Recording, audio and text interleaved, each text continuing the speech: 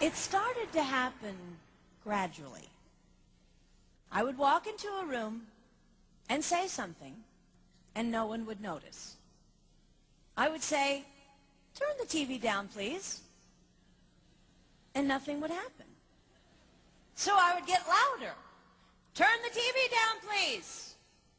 Finally, I would have to go over and turn the TV down myself. And then I started to notice it elsewhere. My husband and I had been at a party for about 3 hours, and I was ready to go. I looked over, and he was talking to a friend from work, and I walked over, and he kept right on talking. He didn't even turn toward me. That's when I started to put it together. He can't see me. I'm invisible. I'm invisible. Then I started to notice it more and more. I would walk my son to school, and his teacher would say, "Jake, who's that with you?" And my son would say, "Nobody." Granted, he's just 5, but nobody? One night, a group of us gathered, and we were celebrating the return of a friend from England. Janice had just taken this fabulous trip, and she was going on and on about the hotel she stayed in. And I was sitting there looking around at the other women at the table.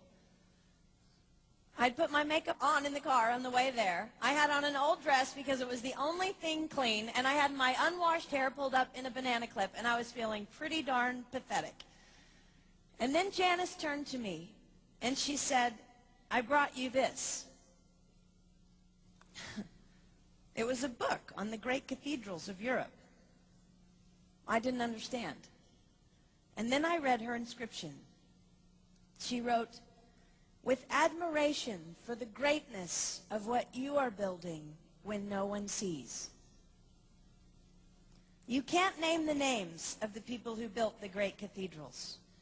Over and over again, looking at these mammoth works, you scan down to find the names, and it says, "Builder, unknown, unknown, unknown." They completed things not knowing that anyone would notice. There's a story about one of the builders who was carving a tiny bird inside a beam that would be covered over by a roof. And someone came up to him and said, "Why are you spending so much time on something no one will ever see?" And it's reported that the builder replied, "Because God sees." They trusted that God saw everything. They gave their whole lives for a work, a mammoth work they would never see finished. They showed up day after day. Some of these cathedrals took over 100 years to build. That was more than one working man's lifetime. Day after day. And they made personal sacrifices for no credit. Showing up at a job they would never see finished, for a building their name would never be on. One writer even goes so far as to say no great cathedrals will ever be built again because so few people are willing to sacrifice to that degree. I closed the book, and it was as if I heard God say, "I see you. You are not invisible to me. No sacrifice is too small for me to notice. I see every cupcake baked, every sequin sewn on, and I smile over every one. I see every tear of disappointment when things don't go the way you want them to go. But remember, you are building a great cathedral. It will not be finished in your lifetime, and sadly, you will never get to live there. But if you build it well, I will."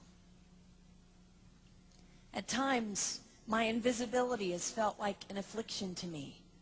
But it is not a disease that is erasing my life. It is the cure for the disease of self-centeredness. It is the antidote to my own pride. It's okay that they don't see.